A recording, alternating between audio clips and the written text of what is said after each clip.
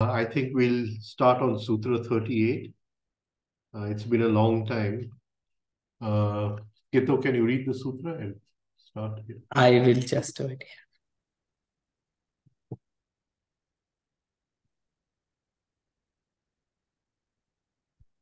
We are on chapter 1, Sutra 38.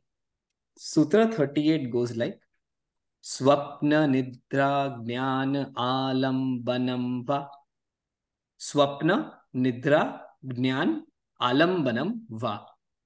Which means, or the support of the knowledge from dreams and sleep. Tavariaji translates this as peace or steadiness of the chitta, the thinking instrument, can be reached through meditation on the knowledge which dreams give.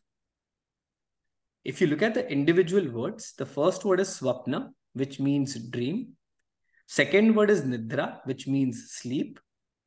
Third word is jnana, which means knowledge. Fourth word is alambanam, which is support. And finally, va, which is or.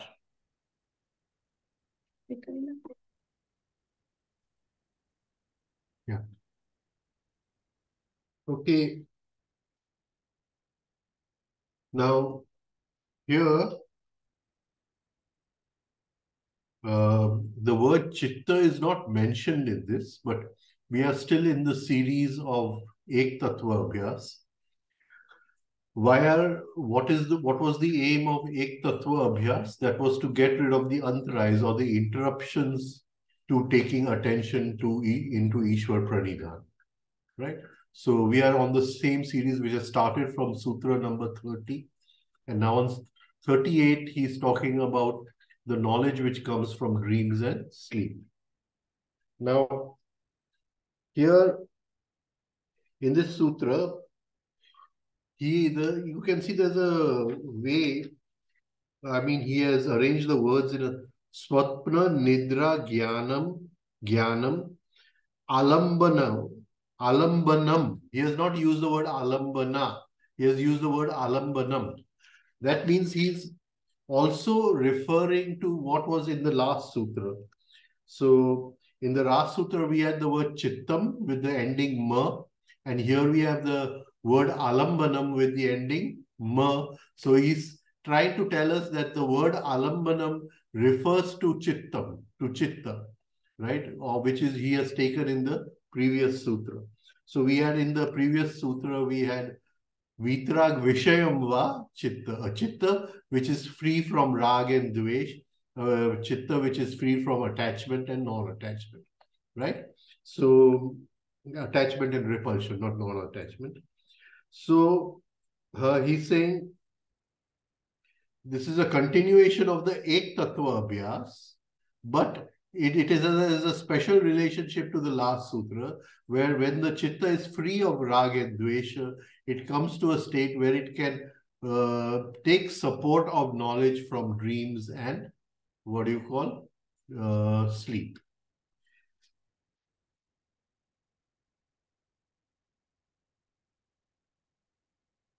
Now here the word alambanam, to take support of. Lam means to hang, and alamba means to hang as if in on a peg or something, to take the support of alambanam. That is the word. So the alambanam, the process of taking support. Now before that, if you remember, we had gone into a previous sutra which was 35. So what we talked about chittam 37, and in 35 he said Vishayvati pravrutti utpanna sthiti nibandhani. So he's saying Vishay, any object which becomes Vishay, which becomes a pravrutti, an activity of the chitta, can lead to a quietened state of the chitta. We saw that in 35. So again, here we can say that this practice of taking the support of, this practice of taking the support, it becomes a Vishayvati pravrutti for the chitta. So we can also take it in that way. I'm just giving you the different combinations and permutations of this one sutra. There many will come out of this, you see. So it comes from the word lamba, to hang or to depend upon. Now, what is the Vishayavati Pravritti? To prevent obstacles. That is the larger aim, is to prevent the obstacles.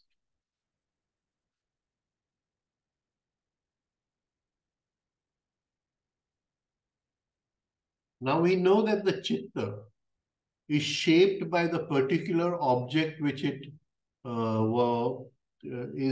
comes into the chitta. The chitta takes the shape of that object. The chitta divides itself into the observing side and the observing side, and the observed side takes the shape of the Vishay, right? Similarly, here it will take the shape of the practice of taking support. And this is we have now not taken so now we are taking a practice as an object, not what do you call, some object as an object.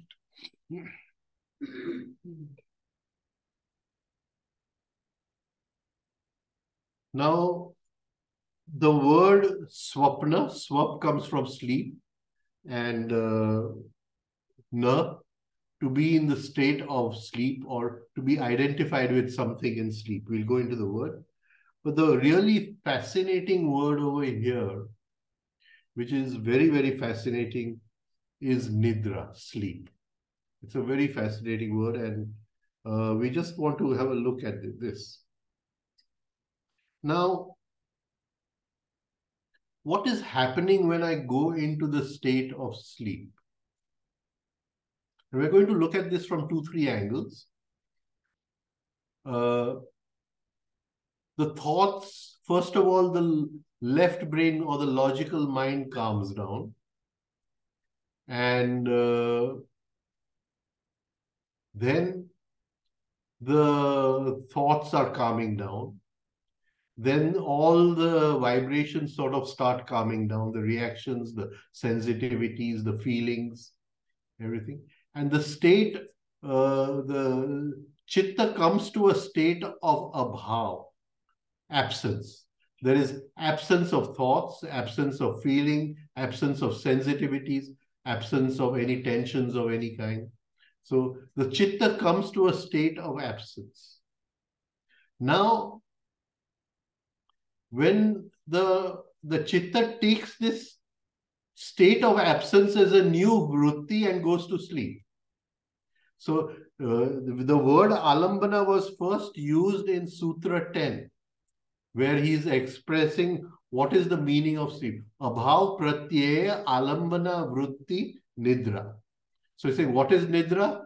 Is you're getting the sensation, the pratiti, the impression of abhav, absence of, and instead of using that to go into a higher state, you fall into a deep sleep.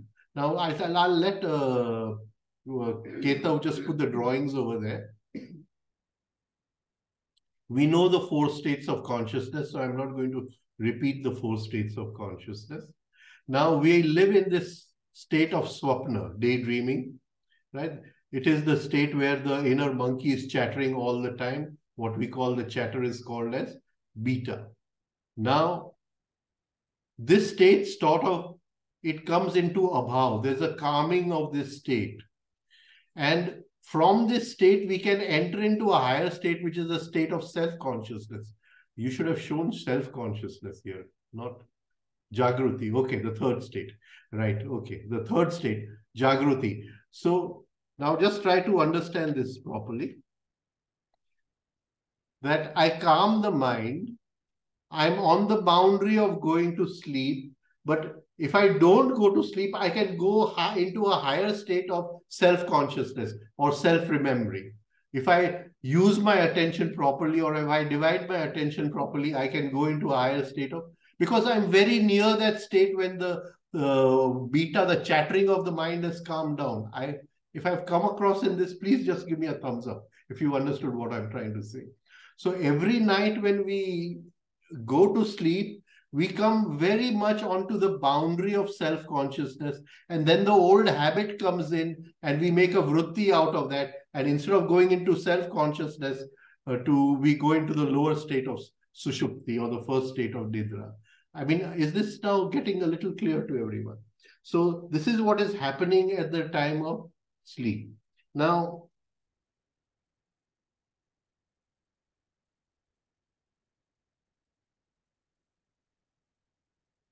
so there are many people who have said that sleep is always a klishta vritti. It can never be what do you call a klishta vritti. And why is sleep always a klishta vritti? Because in our present state, second state of consciousness of swapna, as we calm down, instead of going into the higher state, we fall into the lower state, and that lower state can never bring us freedom from suffering. So that is why the sleep is always a klishta vritti. Even though science says a lot of healing happens in sleep and a lot of what do you call balancing happens in sleep, but as far as suffering goes, it is still a klishta vritti. So the chitta goes into a state of abhava, absence, and the vritti of nindra happens. The mind is free of content, and we can say this state of abhava is a state free of content. Instead of jumping into a higher state of consciousness, which is self-consciousness, we drift into sleep, and in this way, sleep is obstructing the higher, and it becomes a klishta vritti. Now, when we did the antarayas, I'll just go through the antarayas very fast.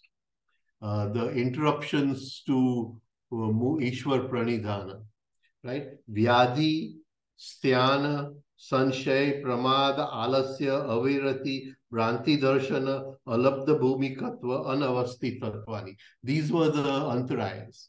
Now, in these antarayas, one of the antarayas was alabdha bhumikatva, failure to hold the meditative attitude when achieved.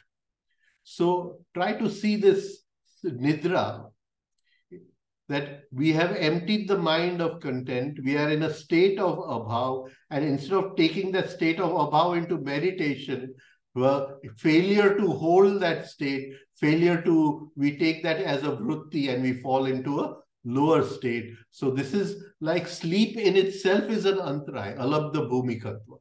It is failure to hold the meditative attitude when achieved. Sleep in itself is an antaraya. So in this sutra is saying that knowledge of dreams can be depended upon, it can be used for bringing the state of the chitta to what do you call ek tattva abhyasa, right? Now we are going to look at this from a different angle. We'll just look at this from a different angle.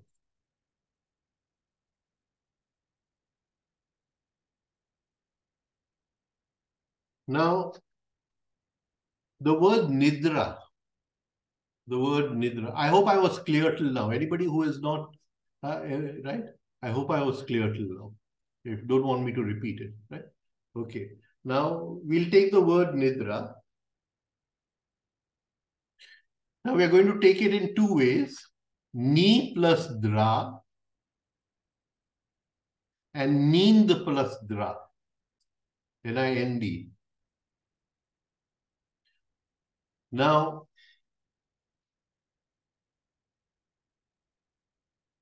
yeah, nind plus dra. It's a beautiful word, nindra. Now, ni means below, or ni also means as the foundation. Dra, to go back into your foundation. Dra also means to go to sleep, but to go back into your foundation, to go back below, to fall asleep. Now, what could the foundation mean? What could the foundation mean? And this is very important, that the Atma or the spirit, it resides in the top of the head in a chakra called the Bindu. The Jeev or the soul, it resides in the Anahat chakra or in the heart. Now, every night, the jeev, it goes back into its foundation, that is into nidra. That is, it goes back and it merges with the Atma from, it is just the light of the Atma. The jeev is just the soul, is just the light of the Atma. So the light goes back into its source for some time and then it comes out again. And in the morning when we wake up, it is the light of the soul which awakens us, not the light of the spirit. Huh? It is the light of the soul which awakens us. And the soul then comes back to the heart and it resides over there. Now, so we can take nidra as going back into our foundation, going back into our, this would be the deeper meaning of the word nidra. Now, another, what do you call, explanation of is neend. Neend comes from the word ninda karu, to criticize, to censure someone. And dra means to run away into yourself, to run away into your foundation, to criticize. Keto, it would be also to put down someone, to censure someone, to I could give an example in the sense that supposing we are a group of friends standing, right? And one friend, he starts talking about the, what do you call, weaknesses of another friend. And he talks so much that other friend feels so insulted, that he feels so put down. And this happens in life, right? We have seen this happening in life, right? And he feels so put down that he may be with his friends, but he'll go in a corner and he won't mix with anybody. He's dra, he has run away. Can you understand? Neend, to censure, neend, to put down, dra, to run away. He'll go into a corner or something of that sort. So nindra, right? So we can take it in this way also. Now, this gives us it's a fascinating word. I mean, in one, it is telling us that it goes back into the foundation. And in the other word, it is telling us there is something happening over here. Now, I just think that the soul, you see, when we are born, all experiences go to the soul. And it is the soul which has come to enjoy the experiences of life. Around, we are 4 or 5 years, maybe in today's world a little earlier, I don't know. The ego is formed, the ego is built, and the ego puts the soul to sleep. Right? He says, you go into Nidra, here I'm giving you 2 pegs or 3 pegs, right?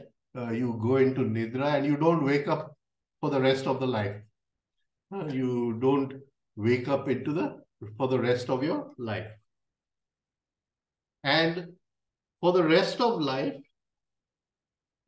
all the experiences which are coming in from the 5 senses, from the memory, instead of going to the soul, they go to the ego. So in the rest of life, all the experiences are eaten up by the ego.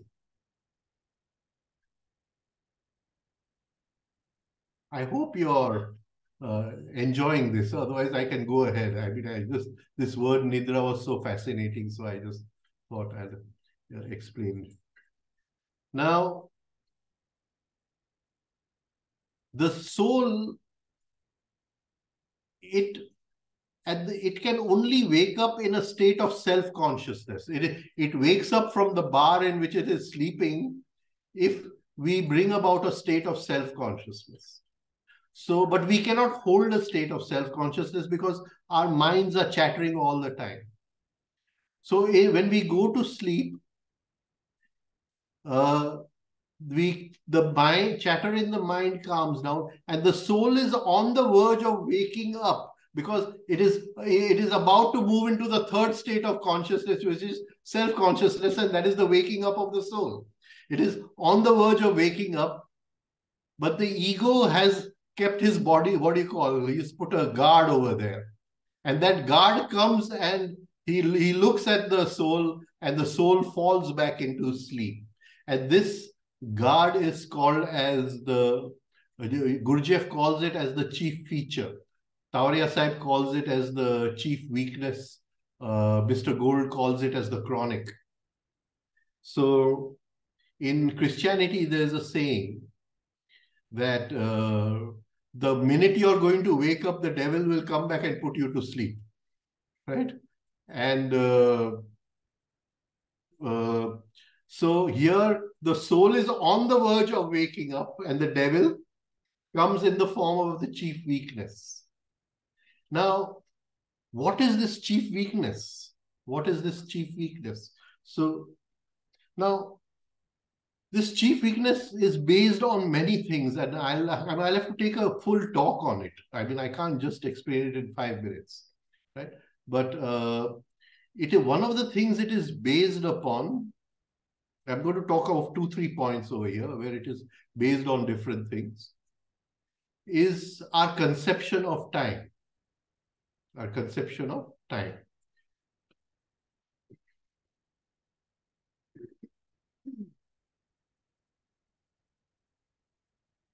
We have this, what do you call, illusion that time is a straight line, that I am moving in a straight line from birth to death. And time is, but in reality, time is a circle. Now, I have to hold on to this illusion that time is a straight line. Can you see the chief weakness over here, right? I have to hold on to this illusion that time is a straight line because I want my desires to be fulfilled tomorrow. If time is a circle, then tomorrow is just a repetition of today. Then there is no possibility of my, what do you call, desires being fulfilled. But if time is a straight line, then there's a possibility that something new will happen tomorrow and my desires will be fulfilled. Am I coming across in this? Right? Try to see this. Try to see this. That is, here, I'm going to sleep. The mind is getting calm. I come on the boundary of consciousness. If I move into consciousness, then I move into a different time. Can you see? But something comes there, pushes me down, and I go back into the lower state of consciousness. And the same time repeats every night when I go to sleep again, the same repetition of the same cycle. And this is happening all the time. And it is our desires, because I have so many desires. Even though I'm, say, 68 years old, I may be having so many desires. I may still see that I want to see my son get married, and maybe I want to play with my grandchildren, etc., etc., etc. Right? So all these desires will come at that moment, and where you're going to jump out of time, the desires, the momentum of desires will push you into the same cycle, and it will repeat. You'll go back into sleep. You will not go into the higher state. We will not go into the higher state of consciousness.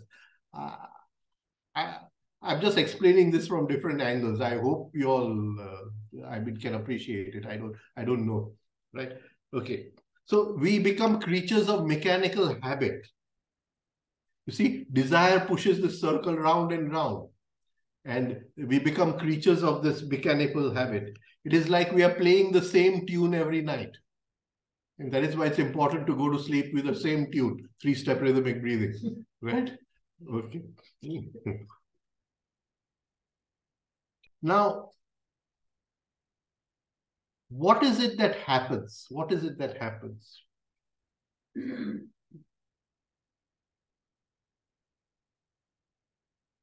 And so what happens when the soul sees its chief weakness, which is of the ego, right? But the soul is on the boundary, on the verge of going into the highest, and this chief weakness comes, and he feels so censured, he feels so put down, he feels he's been criticized so much that he goes into the shell and falls into sleep, nindra, right? He goes into the shell and falls asleep.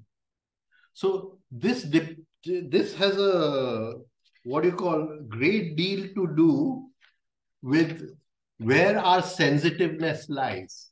Where our sensitiveness lies. Now, I'm just giving examples over here. Don't, what do you call, take it as real life or something. Just examples to understand. Supposing there is a person who goes everywhere and he preaches on sexual purity, how there must be sexual morality, and you must be very pure in having your partner, with your partner, etc., etc. And now he's going to sleep, and he's on the boundary of going to sleep, and his chief weakness comes in front of him, and he sees that his chief weakness is that he has a desire to be with multiple women, right? What happens to that person? And this has happened in front of all the friends, and he has been put down. He's going to fall into sleep. Can you get the meaning of the word nidra? What I'm trying to tell you is that we cannot face our chief weakness. It takes years of practice to come to a state where we will be able to face our chief weakness. So our chief weakness will be something connected where we are most sensitive to, and at the moment of waking up, that chief weakness will come, and we will feel so censured, we will feel so let down that instead of going into the higher state of consciousness, we'll repeat the same cycle and go to sleep. And this is the meaning of the word nidra. So we can see it in two ways: nidra as going back into your foundation, and the soul, when it comes out of the Atma in the morning, it has come with fresh energy, very fresh energy. But if we are negative in the day, then we lose all that energy. By 12 o'clock, we've lost all that energy in negative emotions, in reactions, in stress, etc. So he's saying that knowledge of this, knowledge of the process of sleep, what is happening when we go to sleep, if we can use that, now that we are aware, that can we make an effort to be aware in that moment? So those two moments where we wake up in the morning and we go to sleep at night, those two moments we are sitting on the boundary of consciousness, where we can jump into a higher state of consciousness.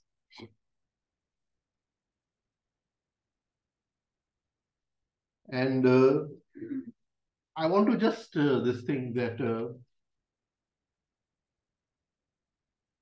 when if you read Yoganand's commentary on the Gita, where he is explaining Bhishma as a character, and he says that Bhishma is that original ego, the original ego which forced the soul which was experiencing life to go to sleep and not wake up again, right? And that is, he calls Bhishma as that original ego.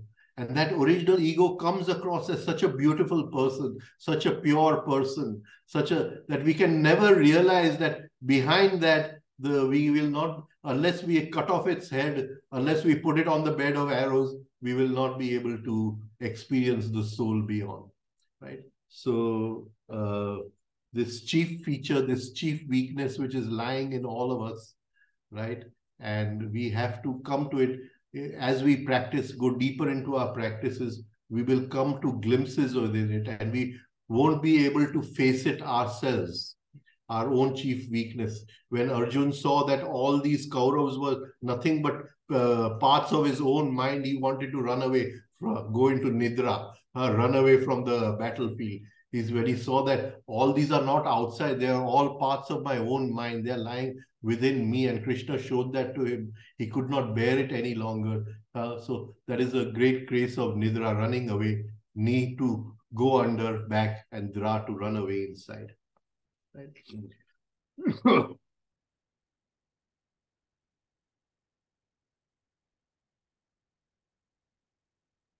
We have examples also in history.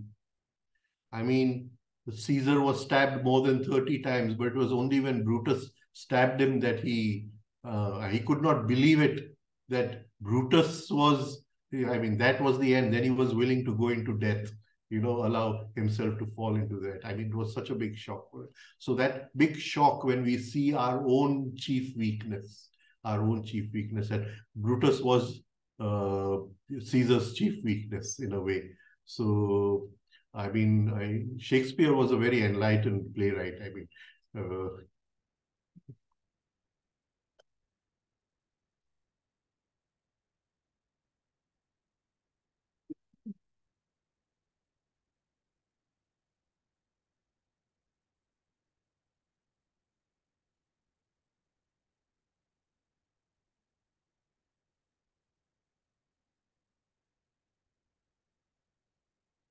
Swapna, it also means to go to sleep, but to be absorbed in something. So in daydreams, we are also absorbed in something. The dream, when the dream is happening, we are absorbed, and many times we are so absorbed, identified with the dream, that we clench our teeth, and we may even shout out in our sleep or something of that sort.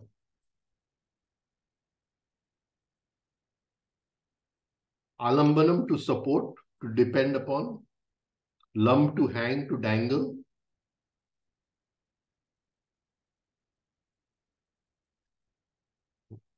So here we have like two, Patanjali is giving us like two extremes.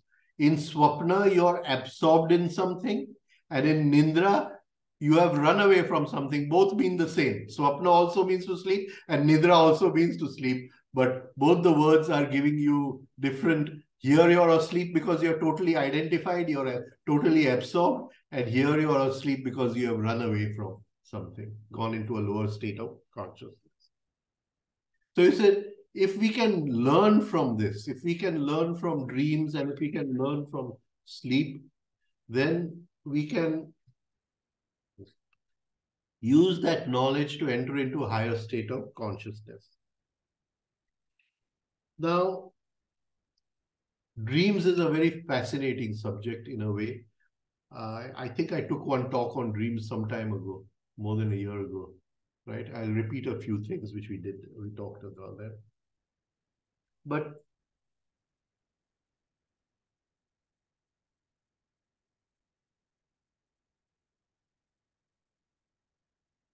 visualization is a form of creative dreaming. To visualize is a form of creative dreaming. You are creating the dream, and you're using that dream. And one of the best ways of using visualization is to overcome negativity. Now, when I visualize my day, I sort of see that which situations lead me into deeper identification, which situations will lead me into deeper states of negativity, which situations lead me into in a more reactive attitude, a more reactive behavior.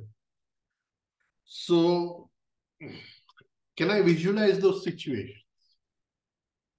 Can I create a dream in my chitta? Can I use my knowledge of dreams to work on my, what do you call, negativity? Now, through self-observation, we want to work on our negativity and be free of the negativity. But it's a very long process. It's going to take many years of active and what you call deeper and deeper self-observation.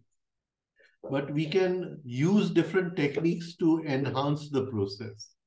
So supposing that I know today I have to meet someone whom I will, whatever I decide, all the best, I decide that I won't react with him, I won't get angry with him, I won't call him different names, but it happens. And somehow I get into that rut and it happens and I'm identified and I let go. And we lose a lot of, very, very powerful psychic energy in these situations. And we don't want to lose that energy. We want to use that energy for our meditation. We want to use that energy to hold on to a higher state of consciousness, not alabdha bhumikwa, katva, failure to hold the meditative attitude when achieved, right? We don't want that failure. We want to hold that. And for that, we need what is called psychic energy. We need very powerful psychic energy. The minute now I react with somebody, the minute I get angry upon somebody, the minute I, get into irritation, right? The minute I'm jealous, right? The minute I'm just talking about myself, what a good boy am I, right? And I'm in this state of losing very powerful, very good psychic energy. So I can visualize those situations and I can, whenever we visualize, always bring sensitivity into the visualization. Sense that it is happening to me now, because the energy of sensitivity is always in the present moment. When I'm visualizing something, I'm visualizing of the future or of the past. But if I'm sensing it has happened, the five senses cannot go out of the present moment. They are stuck to the prison of the present moment, right? And the sensitivity always brings me to the present moment. So if I visualize, say we all friends of us are going to go to eat ice cream. Now I may say I have a habit that when I eat ice cream, I don't enjoy it properly. I eat it very fast. So I'll visualize in the morning that I'm eating the ice cream very slowly and enjoying, and I'm really tasting it. I'll move into that sensitivity of the present moment. And when I move into the sensitivity of the present moment, the pattern becomes alive.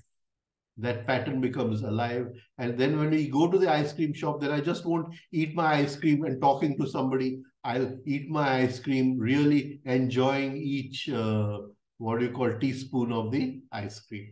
So just by doing this in the morning, this exercise, so we can do what is called as creative dreaming. And creative dreaming involves a lot of visualization, and we can enter into that and use that for our practices, right?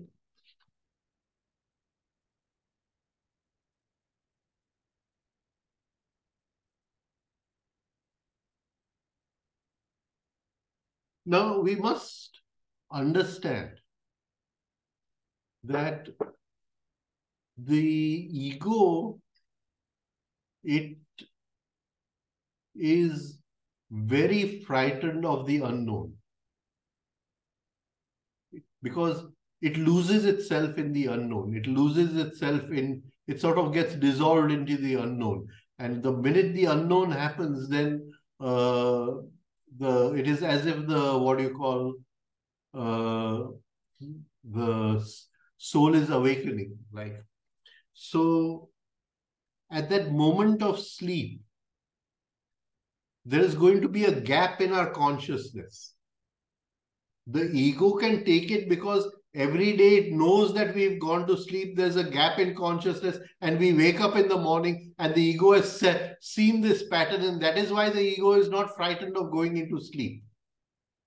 Can we understand? But otherwise, the ego is frightened of going into these gaps where everything is unknown, what is happening in those gaps. And even now, when we are moving into that moment of sleep, where we're near the boundary, for some time the ego does feel frightened again. And that is a very good moment to allow the ego to dissolve a little. If we can just bring a little bit of consciousness in that point. At night, it is very difficult, but I have emphasized many, many times that we should do it in the morning. Most of us wake up in the morning and don't use that time to practice. Please don't open your eyes when you wake up in the morning. Please don't open your eyes. Try to go back into a semi-sleep state. Try to go back to what was the last dream I was dreaming, because early in the morning we are always dreaming. See if you can go back to the dream. After some time, you may learn to penetrate the dream also. But see if you can go back to which moment did you awaken from? What was happening in that moment? Bring consciousness and sensitivity to that moment. Try to experience that moment. So don't, at night I can understand the body is very tired and we can't help it and we fall into sleep. I can understand this. But as sadhaks and all of you all have been practicing for many years, therefore I cannot understand that also. But there I'm willing to give you the benefit of the doubt. But don't waste the morning period. Don't waste the morning period. Keep lying on your bed. Don't open your eyes. First, feel the energies, what is happening within the body. Feel what is happening. Sense it. You will see certain energies which were lying very, very suspended are now moving a little. The pranas are awakening a little. You'll start feeling all this. And now start moving back. Where was I just a minute ago? Where was I? Try to go back to that moment when you woke up. What dream was going on? And try to not wake up unless you can remember the dream, the last dream. Right? And if we practice this, it will bring a tremendous amount of consciousness in our daily living, if we can practice this. And I've been emphasizing on this point for a long time. The second thing is that when we talk of brain waves,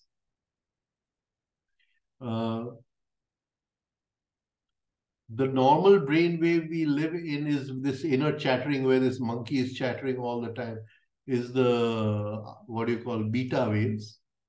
But when we go into a state of calmness, it is the alpha. Deeper calmness is theta. And the deepest samadhi state, what we call, is the delta state.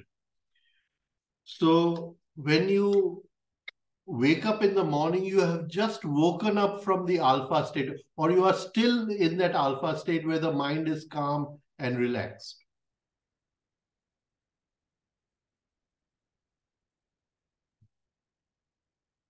And the mind is calm and relaxed.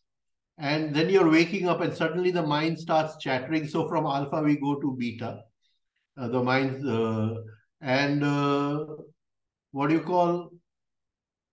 try to go back into the alpha state.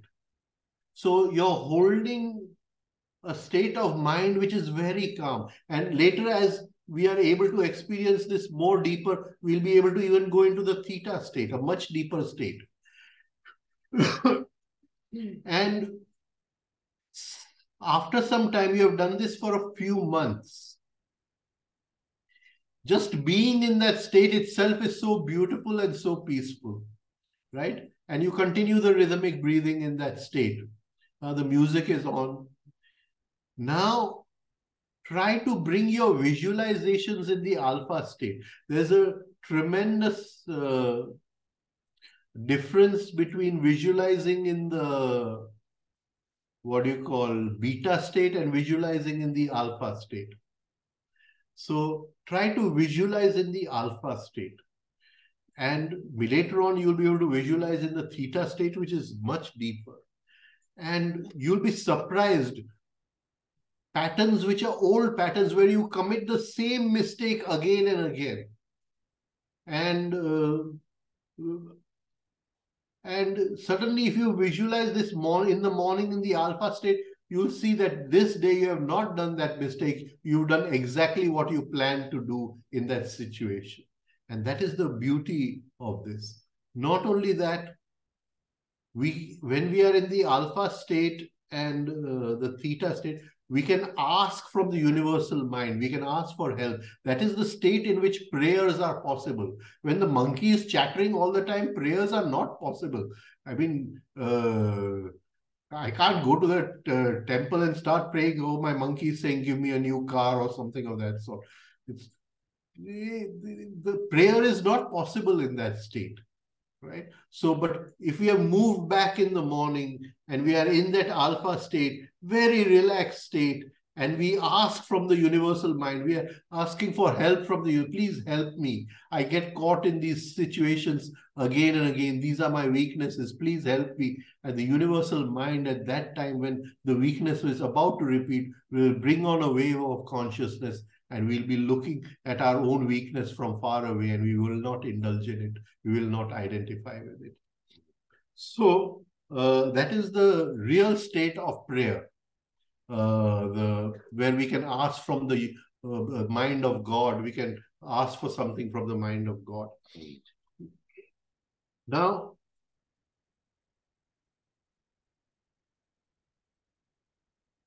later on, when we've done this for 6 months, you can start practicing when you go to sleep at night. But first, please do it in the morning when we are very fresh, and that is the best time to do it. Then you can start practicing when we go to sleep at night. One of the things which Mr. Tavaria has given to us over here is that small mantra which we can do, Om Satyam Param Dhimahi. And Om Satyam, Om Satyam is the highest truth. Satya means truth. Om Satyam Param. Param highest. Om Satyam Param highest. Dhimahi, I meditate upon. We meditate upon, not I meditate, but we meditate upon. We meditate upon the supreme truth. And this we meditate, Dhimahi being plural, this we meditate upon, it's very important in the sense that I am not meditating, we are meditating. So whatever I am praying for is not for me, it is for the universal brotherhood. I'm not asking from some God to fulfill my selfish, desires. Definitely not asking for him to, I'm asking for the prayer for the upliftment of the whole humanity. That is why it is we meditate upon. It is not I meditate. Even in the Gayatri mantra, it is Tat Bhargaha Dhimahi. We meditate upon. It is not I meditate. I am not saying the Gayatri mantra. We are all saying, even though I am chanting it, we are all saying it together. So the Gayatri mantra, half of it is singular, next half becomes plural. And the rishis have really arranged it in that beautiful way over there. So we can, in that prayer, we can ask and we can say Om Satyam Param Dhimahi. We can recite a prayer. Mr. Tavaria has given us this prayer that I meditate. I don't want anything in my life. I only want that ultimate truth and nothing else. Om Satyam. I only meditate for that ultimate truth. And that ultimate truth is universal. It does not belong to me. It belongs to everybody. Right?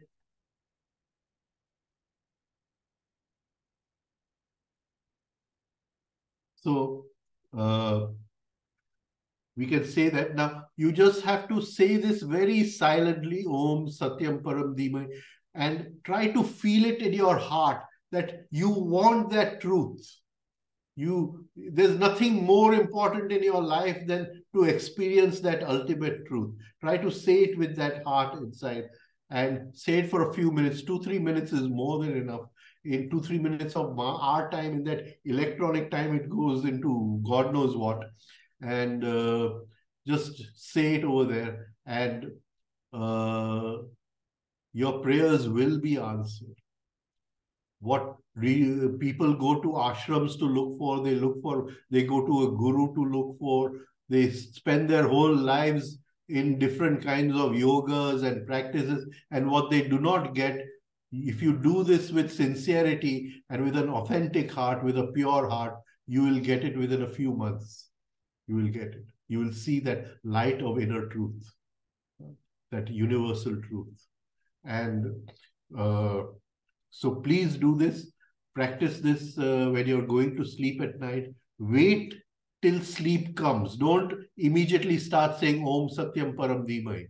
Wait till sleep comes. You must start feeling sleepy. Then for a few minutes, get into that attitude, that mood, that I want the ultimate truth and nothing else but the ultimate truth. It is like Majnu is looking for Layla in the jungle. He knows Layla is not in the jungle. He knows the jungle is dark and there is no way he can find Layla in this darkness. But he can't help himself. He has to go around shouting Layla, Layla, Layla. Right? In the same way, we can't help ourselves. We want that truth and nothing but that truth. Om Satyam Param Dhimai. If we can say that, then, and again do this, the same practice in the morning. These are, Mr. Tavariaji used to call these the Suryodaya and Surya Asta practices. And this one simple practice can transform our lives completely. Completely transform our lives. What Patanjali is saying, this one sutra can transform our lives completely. This one simple practice can transform our lives completely. So just see if you can. Now I want to go into sleep cycles and all of that, but I think I'll keep that for the next time. Tiketa will, I think, first explain the sleep cycles. We'll take some questions now. So because it'll be a completely different topic, the sleep cycles and how to be awake in dreams and how to make use of that. So we'll be shifting the topic completely. I've not been actually keeping well the whole of last week, so I don't want to extend this too long. So we'll continue that next week. Do you take any questions? I hope it's okay, Hemaman. Is that okay? Thank you. Thank you. Ji sir, ji sir. Any questions, anyone?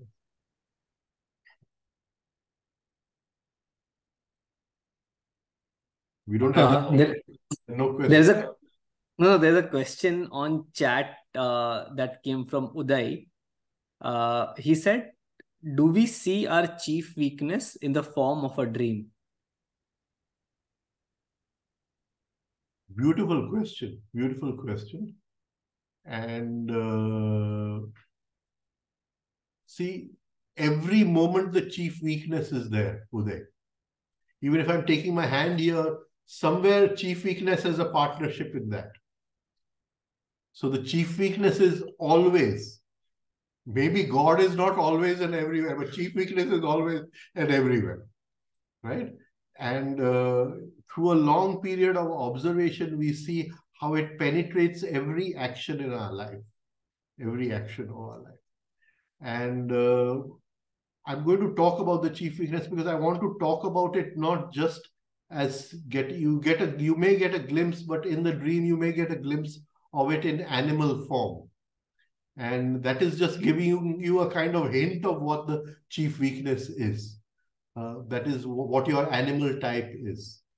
But I want to also talk about the chief weakness as a matrix of a pattern which forces us to behave in a certain way. And I'll take that in another talk. But yes, in dreams, we can see our chief weakness. And in dreams, especially in dreams in which we see animal tendencies taking different animal forms. It is mainly the chief weakness, but still we have to still decipher from that what our chief weakness is. Yeah. There is one more question from Karan again in chat. Is chief weakness related to the weakness we found during drift watching? Very much so. Very much so.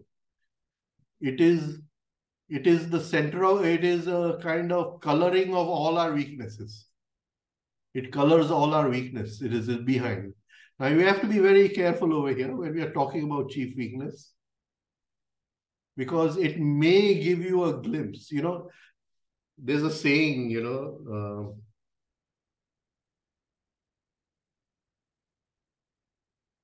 there's a saying that if you see a snake in a dream, cut off its head immediately. So, and sometimes the snakes in the dream are so beautiful, you can't cut off their heads. I mean, they're so beautiful, you want to make love to them, you know, cut off their head. Anyway, so uh, now the chief weakness, sometimes it will give you a glimpse at that moment before going to sleep, or it may give you a glimpse in the dream. And we have to spend the next 3 months working upon it. If we don't spend the next 3 months working upon it, it will change its type. It will go into, in the old days when you read the Mahabharata and the, what do you call, Ramayana and all, the Rakshasas, the Devas don't have, but the Rakshasas, they have a, what do you call, this thing, what do you call, power, Siddhi. They can become very beautiful, they can become very ugly, they can become male, they can become female, whatever they want, they can do. Right? So the Rakshasas have these powers. So the chief weakness is a Rakshas, right? He's there and you see him, but if you see him as a beautiful woman, you better observe and cut off the head immediately in 3 months. Otherwise, it'll change its form and it'll become something totally different. And that is the beauty. And it's always there at the moment where we are going to get enlightened, the moment we are going to get awakened, the moment we are going to experience truth, the moment it is going to happen, it'll come in between, put us back to sleep. And that is its only function, its main function, I'll say. Right. Please go ahead. Yeah. There is one more question. How can we practice non-identifying with the dream? Usually we get so identified that we feel that dream is our reality. Right. So the idea would be to wake up in the dream, and I'm going to take that next time on the techniques of waking up in the dream. But you could visualize situations where you're easily identified and just try to practice remaining separate and going through the sensitivities of the situation. So supposing there's a situation where somebody insults me and I get identified or angry, then I visualize that situation. I allow myself to be insulted. I go through all the inner sensitivities of that, but I remain peaceful and calm, observing what is happening. That is one way. Later on, we'll talk about how to wake up in the dream. There are different techniques. The next talk. Sorry, there is some background noise somewhere. Somebody's utensil. Yeah. Done. Yeah, if muted. Swati, you have a question? Yes. Hi. Namaste, Rajen. Swati, how are you? Good. Right. Yeah. So you mentioned in the talk that there is a fear of unknown, right? Right. So I think ego is fearful of the unknown, going into the unknown. Ego likes to be in its comfort zone. Ego likes right. to. So a question like the Guruji experimented and few of other awakened ones, like going into some kind of like fast driving. And I think the last episode happened in Gurdjieff's life was he met with a severe accident going too fast in the driving, and then he broke his. Was there something like to experiment in this aspect, like how ego melts down or goes away in that kind of like, and some and a lot of people has attractions towards the thriller sports and stuff, adventure sports. Is this like quality of the soul that wants to experiment going into unknown to overcome the ego or something like that? We won't put Gurdjieff in the same category as adventure sports. Of course not. Yeah. Because they are identified with that going into more fearful situations. It is a new kind of identification, right? With Gurdjieff, he had multiple fractures and he refused to take any medication for his fractures. And his thing was that to use the pain to fix a higher state of consciousness. So that whenever we are in pain, if we start meditating, then that meditation becomes more powerful than a normal meditation. The pattern of meditation becomes more powerful than normal meditation. So Gurdjieff wanted to use that pain of the accident, right? for his higher practices, right? So we won't compare that with this thing. So that is what. Now, it's a similar situation happened with Ramdulare Bapu. There was this person called, he was staying in a place in Maharashtra called Khamgaon. And there was this person called Gopal who was going to Bombay. So he told Gopal, you don't go today, you go tomorrow. And so he says, "Nee, Bapu, I've got an urgent meeting. I have to go today." So he said, "I'm coming with you."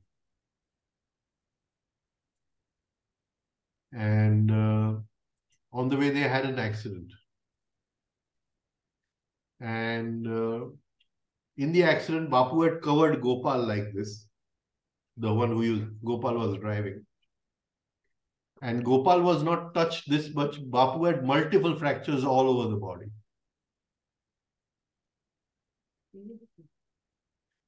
So he spent 3 months in Dholakia's nursing home in Bombay. And the whole nursing home was revolving around Bapu in those 3 months. He would be telling stories to the nurses, telling stories to the doctor and talking, and as if, a new positive, such a beautiful atmosphere. So in all that pain, he created a very meditative, atmosphere in Dholakia's nursing home. Right? At that time, Dholakia was one of the best, bone surgeons, or orthopedics. And so what I'm trying to tell you is that they use these states of pain for higher consciousness. Can you get what I'm trying to tell you? And so we won't compare with that. But they do in adventure sports, I'm identified with danger. I want to go into more and more dangerous situations. Here, they don't want to go into more dangerous situations, right? But they have overcome fear, right? But still, and I would be surprised if people who, are in adventure sports, whether if their own subconscious mind in meditation was to reveal itself to them, with all their animal tendencies and all that they have suppressed for thousands of years, whether there they would feel fear or not fear. I'm sure they will. With all their adventure sports, they would feel fear. Right? Anyway, I don't know if I've answered your question. Yeah, of course. Thank you, Rajen. Thank you, Swati. All the best to you. There is one more question on chat from Poonam Gurnani. Do we see our past lives in dreams? I felt it so many times that nothing is related to this life. Very true. Very, very true. Only thing is that we must rise to a higher state of consciousness where we have the discriminating capacity to throw away what is useless and to hold on to what is useful. And that will come after a long period of observing dreams and not getting identified with dreams and holding consciousness in dreams. We will be able to do it. One of the techniques, I think I talked about this, which Mr. Tavariaji made me do, was to go back into the mother's womb and go back beyond. And I would sit in my room, and the thing was to go back to that first cry. And this is, of course, written in a book called The Primal Scream by Arthur Yanov. And I used to For 1 hour, I would shout, Ma, mother, Ma, Ma, and try to move. And in that, suddenly I would go through like a tunnel and I would be thrown back into beyond first, what do you call, beyond birth. And you can experience it. It is possible. It is possible. So, I think because now I'm nearing 68, I have a right to talk about all this, right? So you can do it, and it does happen in dreams, but I would rather that you observe your dreams for a long time and come to a state of consciousness where some things are totally bogus, where you should be able to cut them off, and some things you should be able to hold on to. And the problem is in that a lot of people have written about this and they made movies about this, and they've not been able to cut the, what do you call, nonsensical part from the useful part, right? Because when things are recorded inside, light is recorded at a certain speed and sound is recorded at a different speed. And many times this, to decipher the light and sound, becomes different. So you may see a scene, but he's talking something completely different. And the sound may be of some other scene totally different from that. And that is the problem in this. Yeah, go ahead. I think that was the question from Poonam. There's one more question from Divakar. Divakar, let us know if it's been answered. But the question was how to respond correctly when boss says something which hurts, and how to handle while having sensitivity. Boss, that is what boss is for, to say something which hurts. Huh? And please hold on to the hurt, because only the ego is hurt. And our whole effort is to recognize the ego. We are just saying, how do we glimpse the chief weakness? First, we recognize the guy who's getting hurt inside, right? And the boss is there to hurt us. I'll tell you one of Mr. Swami Ramdulare is saying, somebody asked Ramdulare Bapu ke, Bapu, ahankar se kaise mukta ho? I hope you all understand what I'm saying. अहंकार से कैसे मुक्त हो? तो एक काम करो, एक बड़ा अहंकारी के पास 1 साल रह के आओ, right? So when you got the boss, you've already got the bada ahankari. All you have to do is practice Ramdulare Bapu's meditation, right? Bring it to sensitivity. Bring it to sensitivity. Detach from it. And say, this is the game of life. In the drama of life, the boss has to insult the employee. That is how the drama of life runs. Without that, there will be no villain in the drama of life. If Pran is not there, the movie won't run, right?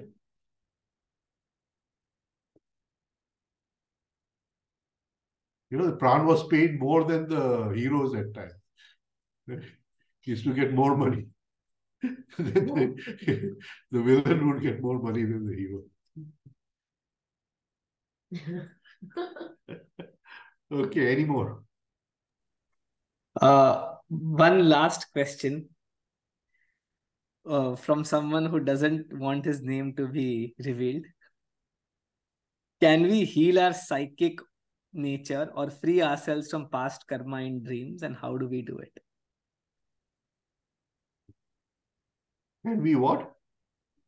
Can we heal our psychic nature and free ourselves from past karma in our dreams, and how do we do it? Yes, we can. Yes, we can. And we can do it very fast in dreams. And there's that story of where a life's karma can be freed from in 3 minutes in a dream. We'll take that up. We'll take that up when we go deeper into dreams. Very true. Very true. Shall we stop over here? Or is there one more question? No, we are done with all questions Right. on chat. Okay. Okay. So we'll meet next Saturday and we'll finish this. I think you can explain the sleep cycles, then we'll go deeper into them. Okay. Right? Next time, right? Yeah. Okay. Okay. And then we'll keep one Saturday holiday. And then because in the ashram during Navratri, I'm taking the Durgas. We'll take one Durga after the other on this thing. Right? This night. Ji sir. Ji sir. Okay. Right. Thank you. Thank you, everyone. Thank Good night. you. Good night, sir. Will you like to say the sloka? Ji, sir. Yeah, please.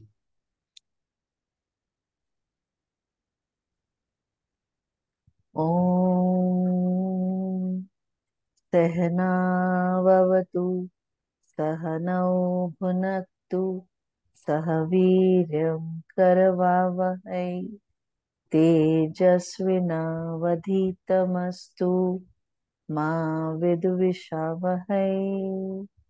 Om Shanti Shanti Shanti. Thank you, everyone.